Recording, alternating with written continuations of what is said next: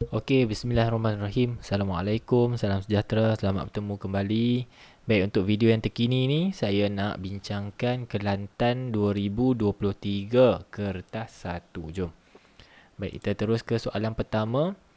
Arus, jarak, tenaga dan tekanan. Okey, arus, jarak, tenaga dan tekanan merupakan contoh bagi semua ni dia ada magnitude, ada nilai dia.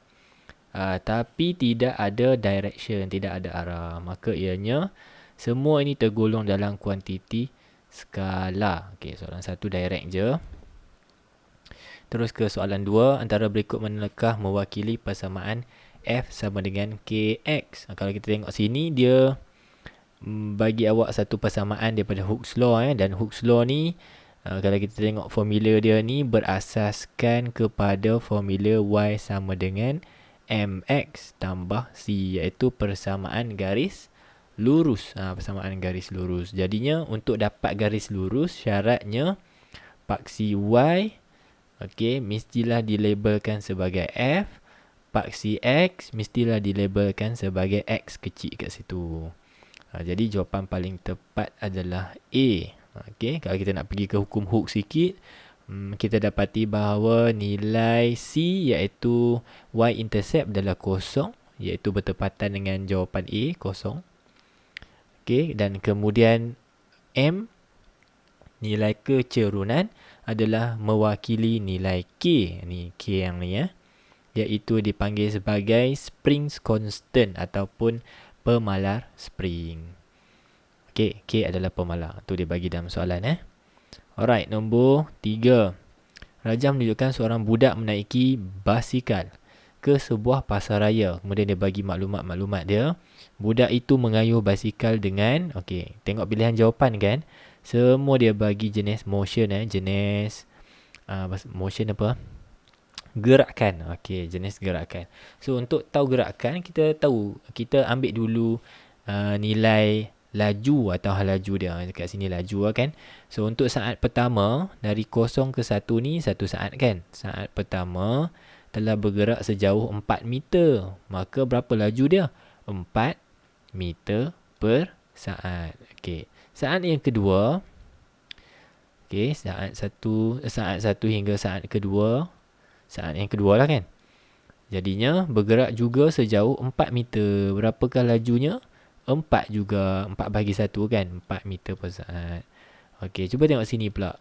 Saat kedua ke saat keempat, iaitu selama 2 saat, telah bergerak sejauh 2 meter. So 2 bahagi 2 kita dapat 1 meter per saat. Cuba tengok laju dia. Dari 4, maintain 4, turun 1. So jawapan paling tepat, cuba tengok. Jawapan paling tepat will be D. Yang paling tepat adalah D. Kelajuan seragam yang 4-4 tu, kemudian diikuti laju berkurang. Jawapannya dadu D. Seterusnya soalan 4. Raja menunjukkan graf halaju masa. Graf halaju masa. Macam mana tahu halaju masa? V melawan T. Graf V melawan T ni dia ada 2 maklumat. Kalau graf V melawan T, ingat balik V melawan T, kalau kita cari kecerunan, maka kita dapat pecutan. Kalau kita cari luas di bawah graf, kita dapat sesaran. Ingat macam tu. Jadi soalan minta apa? Calculate total displacement, jumlah sesaran dalam masa 10 saat. Mana 10 saat dia? Kita scroll bawah sikit. Ni dia 10 saat. Maksudnya kita nak cari semua ni lah. Semua luas di bawah graf ni. Jadi untuk memudahkan urusan, kita carilah segitiga demi segitiga. Kan ada 2 segitiga tu. Kita cari segitiga yang pertama dulu. This one. Berapa luas dia? Luas untuk segitiga, setengah, darab dengan tinggi 10, darab dengan lebar 5. Yang ni potong-potong dapat 5. 5 kali 5, 25 meter. Tu segitiga yang sampai 5 saat. Dari 5 saat ke 10 saat, setengah darab 10 darab 5. Kenapa tak darab 10? Sebab sini 5 sampai 10. 5 lah. Okey, sama jugalah. Bagi, kita dapat 5 kali 5, 25. Jadi soalan kata jumlah. Jumlah operasi apa pelajar? Tambah 25 tambah 25, kita dapat 50. Senang je, kan? Okey, terus kepada nombor 5. Okey, soalan nombor 5. Rajah menunjukkan sehelai bulu ayam dan sebiji bola loyang dijatuhkan serentak di dalam udara. Di udara, bukan dalam vacuum, dalam udara. Kita dapati bahawa kita tengok bola loyang tu sampai dulu ke permukaan tanah. Antara berikut manakah menerangkan pergerakan bulu ayam dan bola loyang? Kita nak bandingkan lah pergerakan bulu ayam dan bola loyang. Cuba tengok gambar balik. Ini berlaku di udara, maksudnya tidak berlaku dalam vacuum. Tidak berlaku dalam keadaan vacuum. Okey, nak bandingkan pecutan pelajar. Kita nak bandingkan pecutan. So, mana pecutan lebih tinggi? Bola ke bulu? Okey, jawapannya bola lah. Sebab bola yang sampai dulu. Okey, sebab yang ni berlaku di dalam udara. Mungkin awak ingat, cikgu, kan pecutan semua objek sama. Ya, memang semua pecutan objek sama. Tapi itu dalam kes kita panggil sebagai jatuh bebas. Free fall. Okey, dalam kes ni, pecutan bola loyang lebih tinggi kerana ia sampai dahulu. Berlaku di udara. Pecutan memang sama, tapi sebab ada air resistance yang menyebabkan chicken feather jadi lebih perlahan pecutan dia. Okey. Jadinya pecutan bola loyang lebih tinggi daripada pecutan bulu ayam. Alright. Kalau itu kendak soalan dia lah. Alright. Nombor 6. Seorang budak menendang bola pegun dengan satu daya 6 Newton. Kat sini saja pelajar dah boleh dapat dua maklumat. Bola pegun maksudnya hal laju dia kosong. Hal laju apa ni? Hal laju awal U. Laju awal bola adalah 0 meter per saat. Daya F, force, 6 Newton.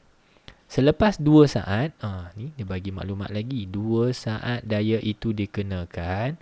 Maksudnya, kaki si budak ini bersentuhan dengan bola selama 2 saat. Okay, time, T. Impact time, masa sentuhan. Hal laju bola itu menjadi 28 meter per saat. Ini hal laju dia selepas ditendang. Jadinya, V lah. V 28 meter per saat. Soalan minta cari apa? Saya scroll down. Berapakah jisim bola itu mass? Mass simbolnya M. Sama dengan tak tahu. Okay, untuk kes yang macam ni, kita sedang aplikasikan satu konsep dipanggil impulsive force. Daya impuls iaitu F sama dengan M kurungan V tolak U bahagi dengan T. Rujuk balik formula untuk impulsive force ataupun daya impuls. Kita nak cari apa tu? Kita nak cari mass kat sini. Alright, semua maklumat dah ada tu. Kita tinggal nak gantikan sahaja. Cuba kita ganti maklumat-maklumat yang telah diberi dalam soalan. Contohnya daya. Daya tadi berapa? 6. Okey, jisim awak nak cari. V kita dah ada 28. Tolak dengan 0.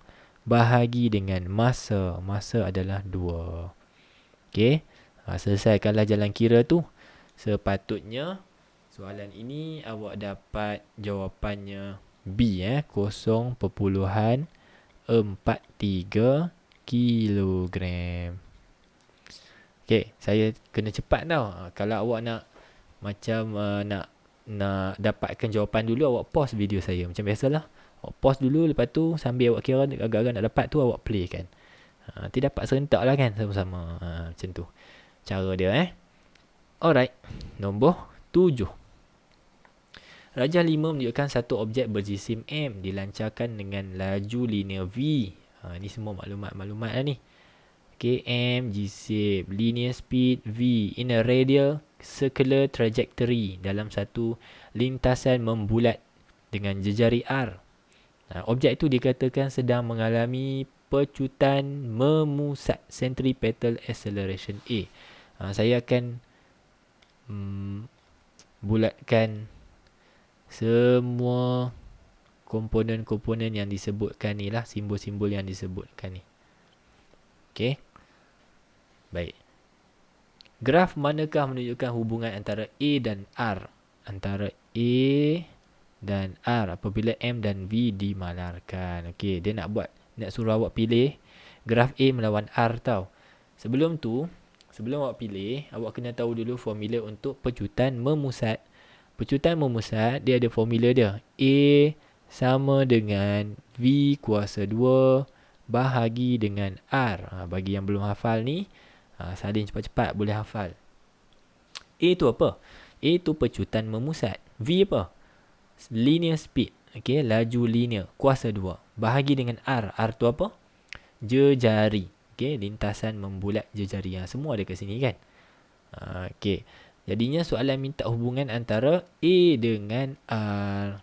Okay. Kita tengok A dengan R ni dipisahkan oleh sama dengan dan satu dekat atas, satu dekat bawah. Kita boleh kata bahawa hubungannya antara A dengan R apabila radius menjadi kecil, okay, putaran radius ni jadi kecil, maka nilai pecutan memusat menjadi besar.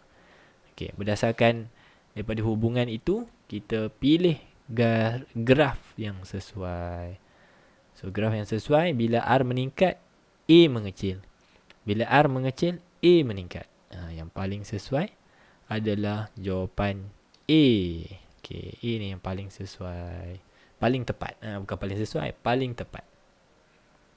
Okay, selesai nombor 7. Kita pergi ke nombor 8. 8 ni adalah fakta. The geostationary satellite is in a special orbit known as the geostationary Earth orbit. This type of satellite is used for, okay, yang ni fakta lah kan.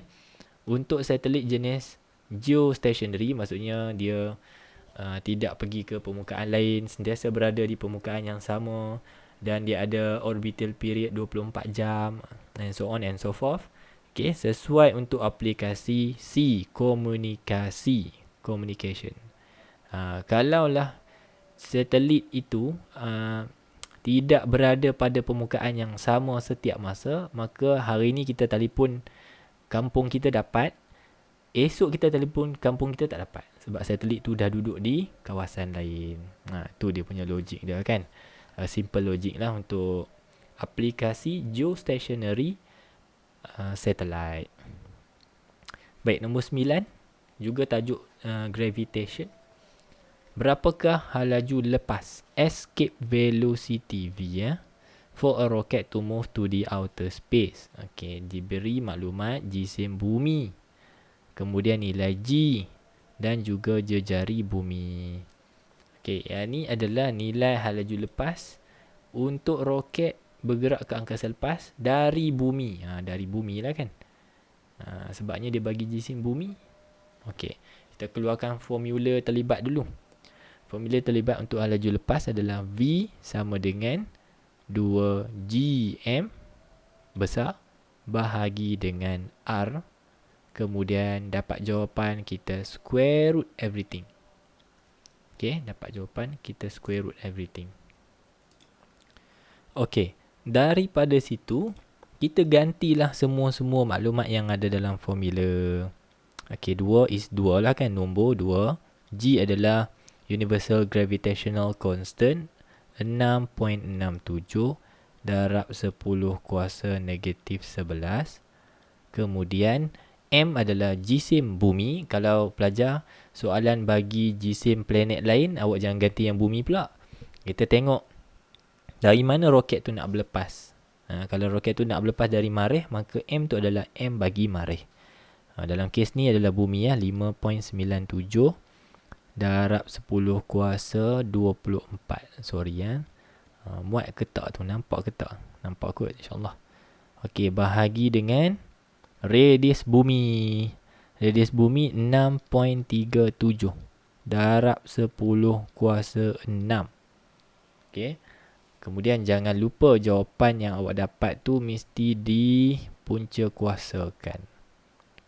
Okey, tekanlah kalkulator sampai dapat Mudah-mudahan dapat tu insya-Allah. Hati-hatilah, tekan semua dulu yang dalam ni. Bahagian atas ni tekan dulu, dapat jawapan dia. Lepas tu tekan bahagi this one. Dapat jawapan square root answer. Okay. So, sepatutnya awak akan dapat suatu nombor bulat dululah. Nombor perpuluhan lah, tapi besar kan. Nombor 11,111,8,1,37 something. Yang awak kemudiannya tukar kepada standard form 1, 2, 3, 4. Okay, pindah 4 titik peluang ke kiri, maksudnya kuasa dia positif. 1.12 darab 10 kuasa 4 meter per saat. Kenapa 5 meter per saat? Kerana halaju dalam meter per saat lah. Okay, that give you answer C. Okay, insyaAllah. Yang ni soalan macam ni, kalau ingat formula, insyaAllah boleh jawab. Okay, kalau tak ada kan formula ni, kalau tak ingat, insyaAllah ada di muka surat kedua lah, kertas soalan. So, semak formula kalau ada. Okay, 10 rajam menunjukkan graf penyejukan suatu bahan. Cooling graph. Okay, ingat ni graf penyejukan. Daripada suhu yang tinggi, kemudian suhu itu maintain kepada X, kemudian suhu jatuh kepada Y. Suhu drop jatuh nilai dia. Okey. Soalan tanya apa? Apakah yang berlaku kepada tenaga kinetik? Tenaga kinetik di antara titik X dan Y. Antara titik X dan Y kat mana? Dekat sini. Okey, dekat sini kita tahu bahawa suhu berkurang. Yang tu kita kena faham bahawa suhu turun. Apabila suhu turun, molekul-molekul kehilangan tenaga kinetiknya. Kinetic energinya juga berkurang dan it makes them to move slower. Okay, atau vibrate slower. Itu dia punya konsep dah. Dalam kimia pun awak ada belajar. Jadi nombor 10, tenaga kinetik berkurang sebab suhu berkurang. Okey, kalau suhu meningkat, tenaga kinetik meningkat. Dia bergerak lebih cepat, berlanggar lebih kerap. Okey, dia yang saya maksudkan tu adalah molekul bahan tersebut. 11. Sebuah sfera logam berjisim 100 gram. Sorry saya highlight lah senang. Okey, saya buat untuk sfera, saya buat color kuning. Sfera tu ada jisim 100 gram, suhu dia 90 darjah. Dimasukkan ke dalam sebuah bikar. Kena imagine ni. Ada sfera logam masuk dalam bikar. Dalam bikar tu ada air 200 gram.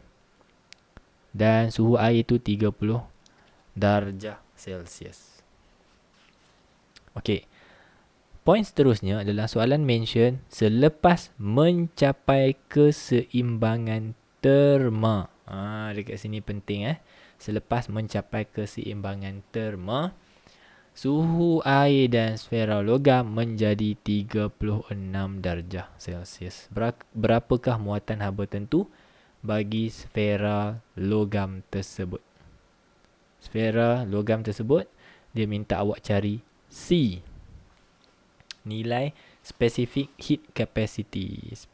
Specific heat capacity for the metal sphere.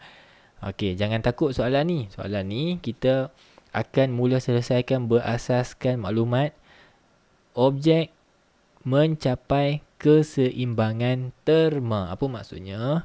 Haba daripada sfera akan sama dengan jumlah haba daripada air. Pemindahan haba dari sfera kepada air adalah sama banyak dengan pemindahan haba dari air kepada sfera. Itu konsep utama dia. Jadinya untuk kes yang melibatkan perubahan suhu, maka nilai Q dikira menggunakan MC delta theta, formula bagi specific heat capacity. Jadinya kita gantilah Q sfera sebagai MC delta theta, yang ni untuk sfera, kita samakanlah dengan MC delta theta bagi air. So sebelah sini saya highlight sebelah sini kuning ni adalah untuk sfera. Okey, yang warna hijau adalah untuk air. So jangan bertukar maklumat Okey, follow saya pelan-pelan. Bagi yang first time baru nak faham, pelan-pelan dulu. Okey, kita buat yang sfera dulu. Sfera yang warna kuning M adalah jisim. Jisim siapa? Jisim sfera. Boleh ke letak 100 gram? Tak boleh. Kerana jisim mesti diletak dalam unit SI. Okey, so 100 gram tak boleh. Kita tukar kepada kg, dapat 0.1 kg. Okey, C ni apa? C adalah nilai specific heat capacity untuk sfera, which is yang ditanya dalam soalan sekarang. So maintain C lah. Okey, kemudian perubahan suhu. Perubahan suhu milik sfera. Tengok sfera, suhu asal 90. Okey, suhu akhir 36.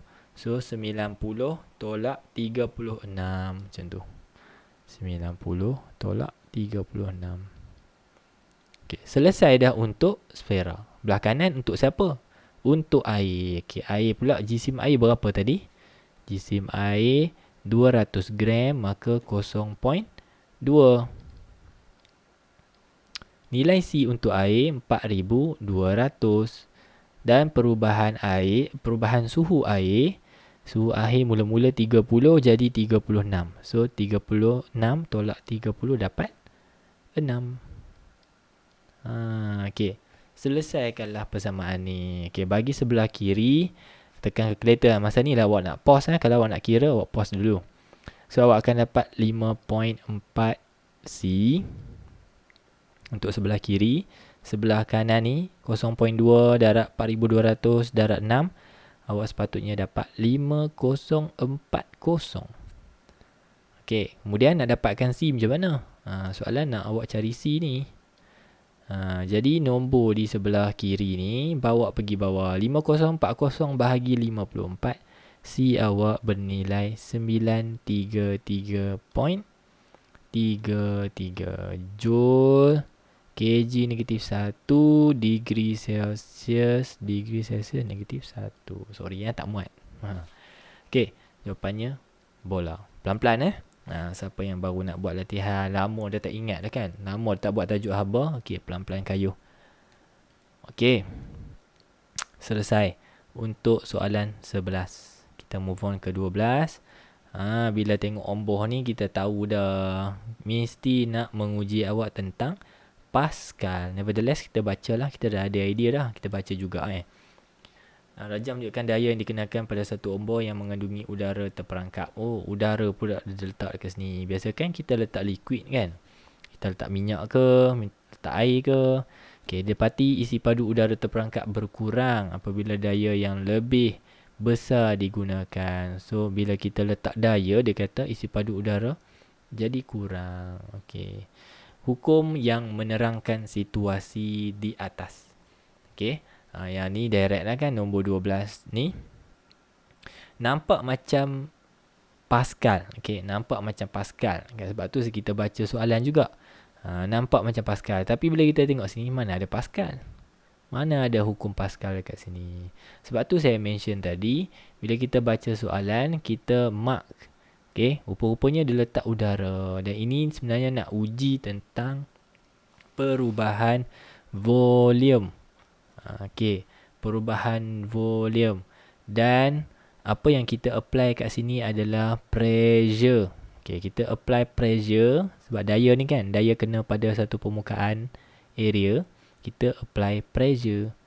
Dan apa hubungan dia dengan volume? Apabila pressure meningkat, pressure meningkat pula dah. Okay. So, daripada sini, kita kena make sure apa saja yang kita baca tu, kita baca dengan berhati-hati. So, yang ni hubungan antara P dengan V. Kita recall semula untuk gas law. Rupa-rupanya ni gas law kan. Sebab yang kita isi dalam tu adalah udara. So, ingat tak lagi segitiga untuk gas law. Okay, PVT. Kalau hubungan antara P dengan V, maka law yang govern di bahagian sini dikenali sebagai hukum Boyle. So itulah jawapan dia Hukum Boyle iaitu A untuk nombor 12. Macam tu. Kadang-kadang kan kita excited nak buat soalan. Jadinya baca tu macam kalut-kalut kan. Baca, relax-relax, pelan-pelan. Okay, jangan kelang kabut. Baik, 13. Menunjukkan gelombang bunyi. Ni dah masuk tajuk gelombang dah. Yang dihasilkan oleh sebuah tala bunyi. Tala bunyi, tuning fork. Okay, tuning fork. Sekejap, saya ambil highlighter. Dan diberi bahawa laju gelombang bunyi adalah 330 meter per saat. Ni maklumat apa? Maklumat V. 330. Baik. Rajah 8. Kita tengok. Kita boleh mark compression. Ini bahagian mampatan molekul udara. Ini compression yang kedua. Ini compression yang ketiga. Ini compression yang keempat. So dalam jarak antara 4 compression tu, dia bagi 3.6 meter. Okay, pelajar-pelajar kena make sure yang pelajar faham bahawa di sini dia bagi satu information awak secara tak langsung. Information apa tu? Kalau awak ingat balik, jarak di antara one compression to the next consecutive compression. Jarak daripada mampatan ke mampatan yang bersebelahan adalah mewakili nilai lambda atau panjang gelombang. So, panjang gelombang ada berapa? Kalau kita nak mark semua, panjang gelombang yang ada di sini adalah sebanyak 3. Ada 3. Jadinya, kita buat ayat matematik kan? 3 lambda. Ada 3 lambda dalam 3.6 meter. Jadi, lambda berapa? Lambda adalah 3.6 bahagi dengan 3. Tak kira lah nilai dia berapa kan. Tapi nanti kita ganti kan. Baik, soalan tanya apa? Soalan tanya, berapakah frekuensi gelombang bunyi tersebut? Frekuensi simbolnya F. So, kalau kita tengok maklumat, kita nak cari F, kita ada lambda, kita ada V. Kita pakai speed of wave formula. V sama dengan F lambda. So, F sama dengan V bahagi dengan lambda. V kita 330.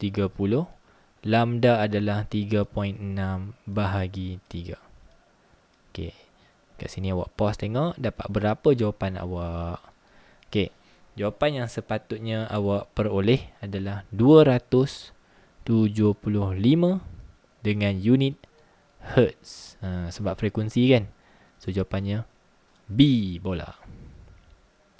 Terus ke soalan 14. Gelombang elektromagnet atau EM wave, electromagnetic wave, has lowest frequency, frekuensi yang paling rendah, dan longest wavelength, lambda yang paling panjang.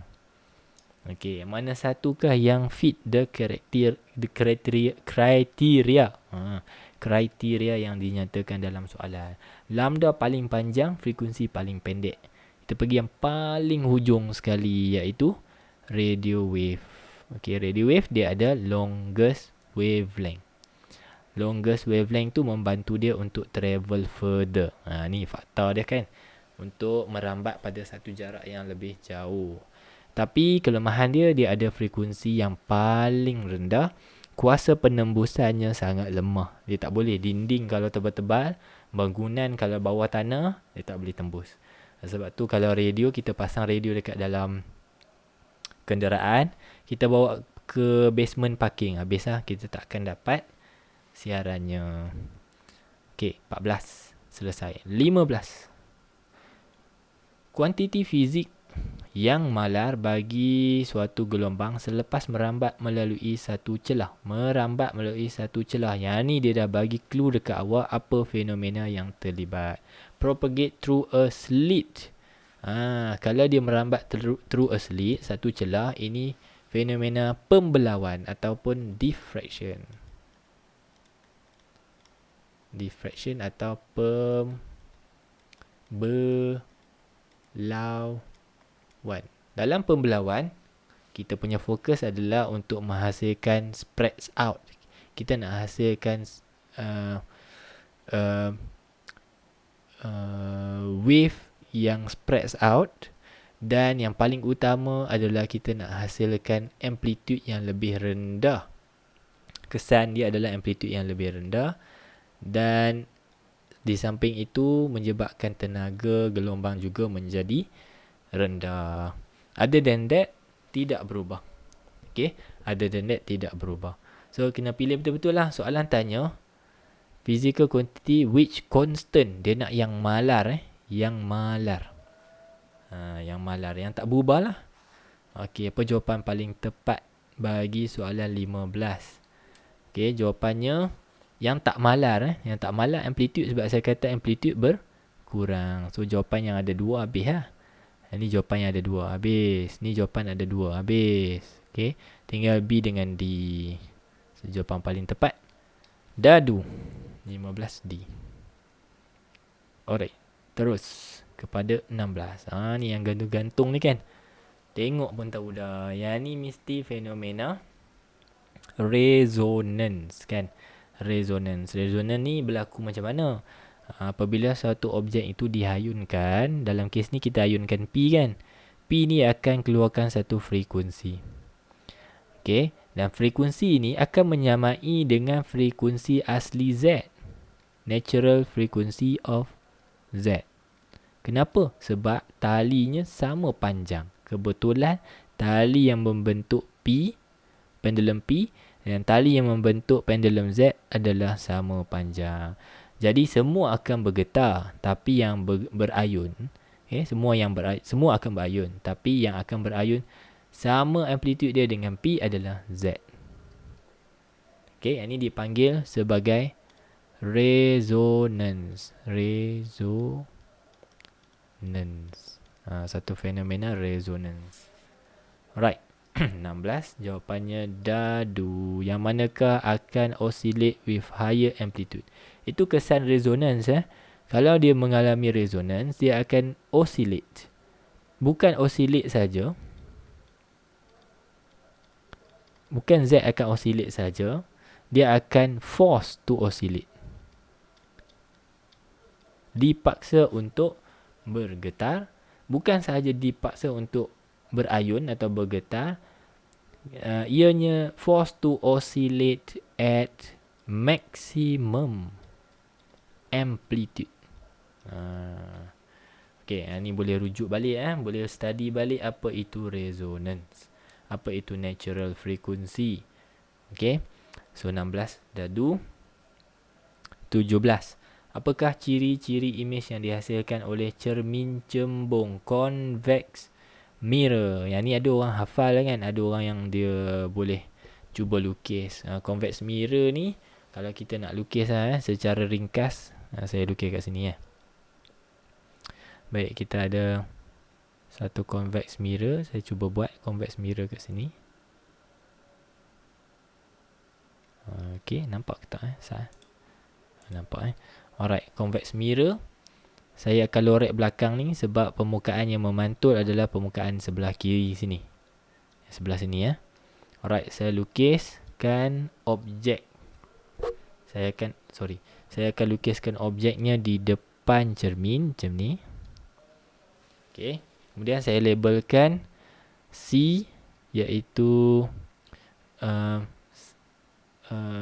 center of curvature, dan jarak di antara C ke cermin, titik tengahnya adalah F, iaitu focal point.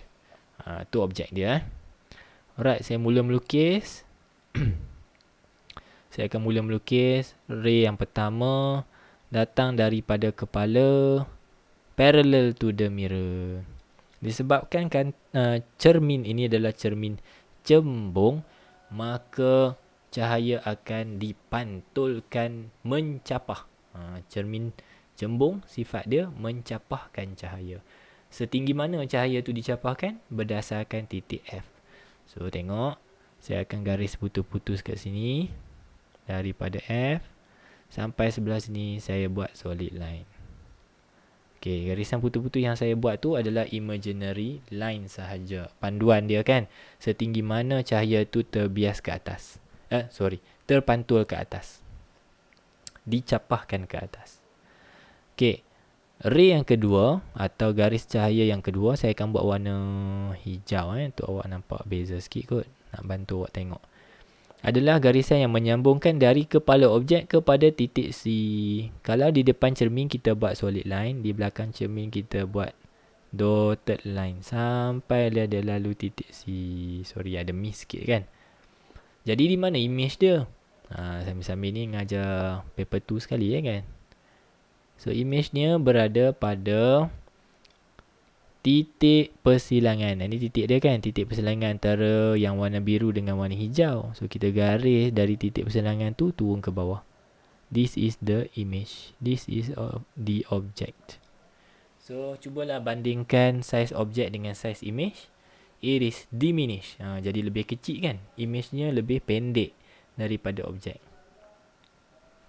Okay, itu yang pertama lah. Yang kedua, kepala masih di atas, iaitu mewakili upright, tegak. Dan virtual, sebab dotted line cross dengan dotted line. Okay, yang ni dalam video saya. Kalau awak nak tengok, boleh tengok banyak dalam channel saya. Dan kalau cukup jumlah video awak tengok, insyaAllah boleh jawab lah paper 1. Sebab saya mengulang benda sama je. InsyaAllah boleh bantu kan. So dotted line dengan dotted line virtual. Kalau dotted line dengan solid line juga virtual. Kalau solid line cross dengan solid line, barulah real. Barulah image tu image nyata. Itu asas dia kan. Alright, 17 selesai. Kita nak habis dah untuk part 1 Kita akan buat sampai 20 je insyaAllah untuk bahagian 1. Rajah 10 menunjukkan cahaya merambat dari medium A kemudian membuat segi medium B. Okey, ni ada medium A, medium B. Okey, kita tengok medium A, dia bagi nilai dia 1.33 N dia. Medium B, refractive index dia atau indeks pembiasan dia 1.5. Kemudian sudut R adalah sudut pembiasan. Sudut 7-nya bernilai 30 darjah. Alright. Apa yang soalan nak? Baik, kita rujuk soalan di bawah. Hitungkan nilai R. Calculate R. Macam mana nak cari R? Yang ni kita pakai Snell's Law pelajar. Bagi soalan ini kita pakai Snell's Law iaitu N1 sin theta 1 sama dengan N. Allah, N. Sebut N, tulis M. N. Okay. N 2 sin theta 2. Kenapa ada theta 1, theta 2 ni? Okay, theta 1 milik medium 1. Medium A. Ni medium A punya. Saya buat warna kuning tau. Sebab yang ni saya lorek kuning kan. Saya highlight kuning. Okay, theta 2 ni main mana? Theta 2 untuk medium kedua. Dalam kes ni medium B. Ni milik dia. Okey, kita dah sesuaikan dengan kumpulan-kumpulan maklumat dia lah. Macam tu. Ganti je lah. Kita ganti maklumat yang diberi. N1 berapa? N1 this one. 1.33. Sin theta 1. Sin theta 1 warna kuning 30 darjah. Sama dengan N2. N2 berapa? N2 1.5. Sin theta 2. Theta 2 kita tak tahu. Tapi kita ganti R kat situ. Sebab soalan minta cari R. Kan? Soalan minta cari R. Tak ada suara saya hari ni. Okey, R soalan suruh cari R. Okey, selesai belah kiri dulu. Selesai sebelah kiri dulu. Awak akan dapat jawapan ya. Saya buat belah kiri ni, tekan calculator, saya dapat kemudian saya bahagi dengan 1.5. Alright, sin R awak mesti awak dapat 0.443. Kemudian awak tekan calculator awak, shift sin answer sama dengan then your answer should be 26.32 degree. That give you answer A kan. 18 jawapannya adalah A. A. Macam tu ni. Kalau soalan tanya hukum apa ni, formula ni melibatkan hukum apa? Jawapannya hukum Snell. Hukum Snell. Bahasa Melayu Snell's Law. Okey, ejaan mesti tepat jangan eja snail pula dah. Siput tu kan. Eja betul-betul. Okey, 19. Berikut adalah formula bagi kanton nipis. 1/F sama dengan 1/U tambah 1/V. Allah, soalan tanya F tu apa? Okey, jangan pula F ni frekuensi. F, kalau F besar, kita panggil dia titik fokus.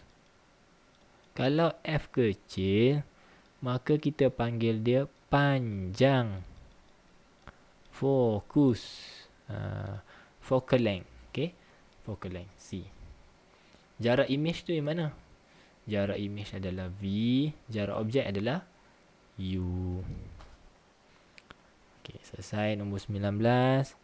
20 rajah 11 menunjukkan sinar rajah bagi sebuah cermin cekung. Tadi dah cermin cembung, sekarang cermin cekung pula.